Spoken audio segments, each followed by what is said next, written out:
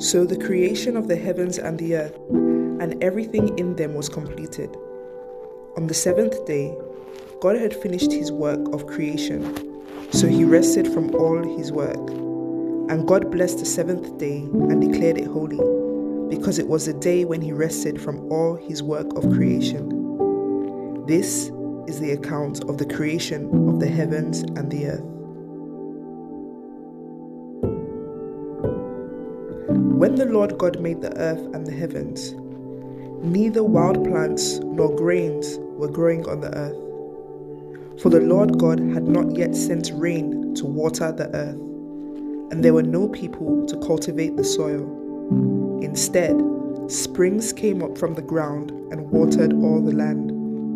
Then the Lord God formed the man from the dust of the ground. He breathed the breath of life into the man's nostrils, and the man became a living person.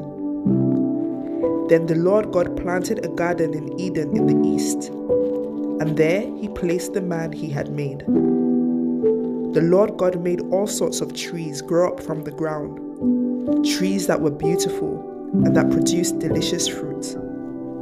In the middle of the garden, he placed the tree of life and the tree of the knowledge of good and evil. A river flowed from the land of Eden, watering the garden and then dividing it into 4 branches. The first branch, called the Pishon, flowed around the entire land of Havilah, where gold is found. The gold of that land is exceptionally pure. Aromatic resin and onyx stone are also found there. The second branch, called the Gihon, flowed around the entire land of Cush. The third branch, called the Tigris, flowed east of the land of Asher. The fourth branch is called the Euphrates.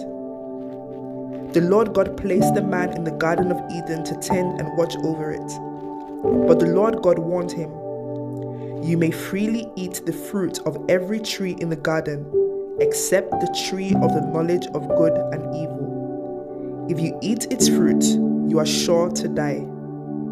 Then the Lord God said, "It is not good for the man to be alone. I will make a helper who is just right for him." So the Lord God formed from the ground all the wild animals and all the birds of the sky. He brought them to the man to see what he would call them, and the man chose a name for each one. He gave names to all the livestock, all the birds of the sky, and all the wild animals. But still there was no helper just right for him.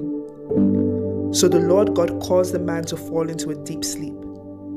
While the man slept, the Lord God took out one of the man's ribs and closed up the opening. Then the Lord God made a woman from the rib, and he brought her to the man. "At last," the man exclaimed, "this one is bone from my bone and flesh from my flesh. She will be called woman, because she was taken from man." This explains why a man leaves his father and mother and is joined to his wife, and the two are united into one. Now the man and his wife were both naked, but they felt no shame.